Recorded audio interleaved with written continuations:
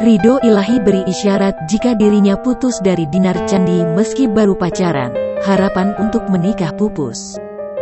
Dinar Candi dan Ridho Ilahi belum lama ini mengumumkan bahwa mereka tengah menjalin hubungan asmara.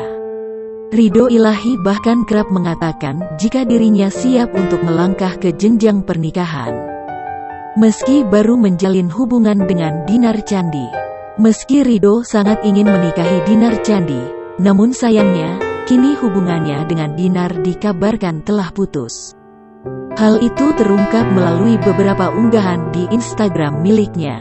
Dalam unggahannya, Ridho terlihat mengunggah sebuah foto dirinya dengan Dinar Candi. Ridho seolah memberi isyarat jika Dinar pergi meninggalkannya. Dia pun berharap Dinar bisa tetap bahagia dan baik-baik saja meski tak menjadi kekasihnya lagi.